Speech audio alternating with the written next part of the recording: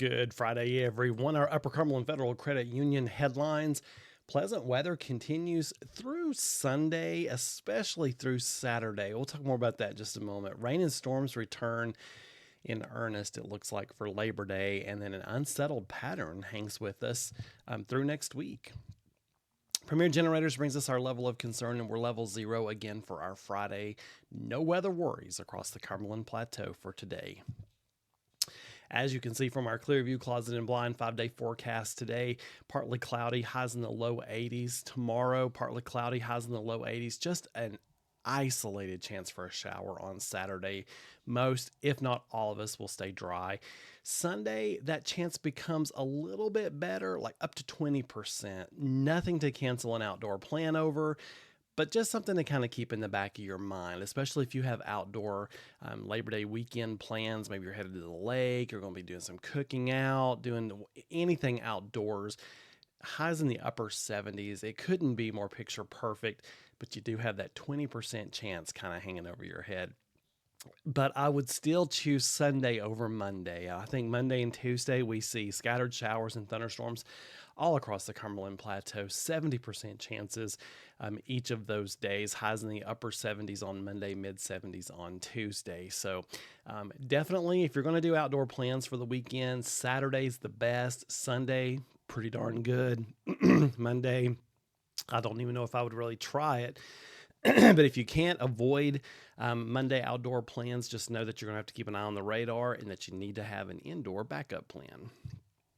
Premier Generators bringing us our threat outlook. The good news is that even with increased chances for showers and thunderstorms for the Labor Day holiday, it doesn't look like those will be severe, but I will keep an eye on that just in case.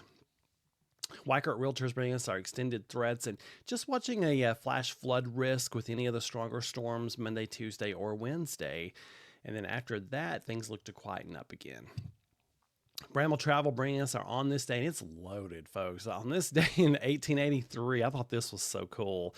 Seismic sea waves created by the Krakatoa eruption cause a rise in the English Channel 32 hours after its explosion.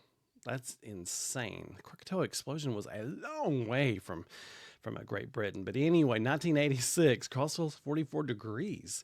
Sets a new record daily low. 1990, we had the hailstorm. Some of y'all may remember that. The big hailstorm that came through downtown Crossville did all kinds of damage. The fair was in town. They had all kinds of damage.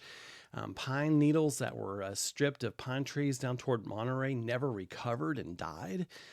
So a very interesting day in weather history. And then, of course, 2005, Hurricane Katrina makes its second and third landfalls as a Category 3 hurricane, devastating portions of the Gulf Coast of Louisiana and Mississippi, killing more than 1,800 people and causing over $115 billion in damage. I think that's even been adjusted upward to make corrections for stuff that was maybe missed during that storm. So interestingly enough, also on this day was the first time I taught a meteorology course.